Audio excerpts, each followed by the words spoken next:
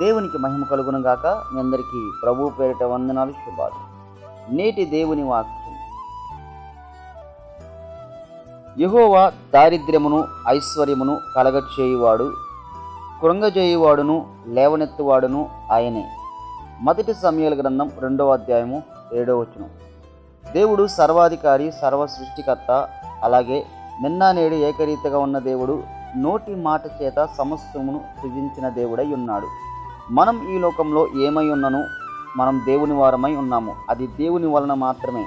మనం దారిద్ర్యంలో ఉన్నప్పటికీ, ఐశ్వర్యవంతులుగా దీవించబడినప్పటికీ అది దేవుని వలన మాత్రమే కలుగుతుంది. యోబు ఎన్ని కష్టాలు, శ్రమలు, నిందలు, అవమానాలు వచ్చినప్పటికీ దేవునిపై ఆధారపడి, దేవుణ్ణి ఆశ్రయించి, భయభక్తులు కలిగి నీతిగా ఎలాగ జీవించాడో మనం కూడా ఏమై ఉన్నప్పటికీ అది దేవుని వలన మాత్రమే అని ఎప్పుడైతే దేవునిపై ఆధారపడి యోబు వలె జీవించినప్పుడు దేవుడు ఖచ్చితంగా మనల్ని గుర్తించి మనం దారిద్ర్యంలో ఉన్నప్పటికీ ఐశ్వర్యంతులుగా దీవించి బలపరిచే దేవుడై ఉన్నాడు. ఎందుకనగా ఈ లోకంలో మనం చనిపోయినా, ఈ లోకంలో మనం దరిద్రులుగా ఉన్నప్పటికీ పరలోక రాజ్యంలో నిత్య జీవంలో మనం ఐశ్వర్యవంతులుగా జీవించగలము. అలాగే ఈ లోకంలో ఆత్మీయ జీవితంలో కూడా మనల్ని ధనవంతులుగా, అనేక మందికి మాదిరికరంగా, దీవెనకరంగా, సహాయకరంగా దేవుడు మనల్ని దీవించగలడు. ఆమేన్.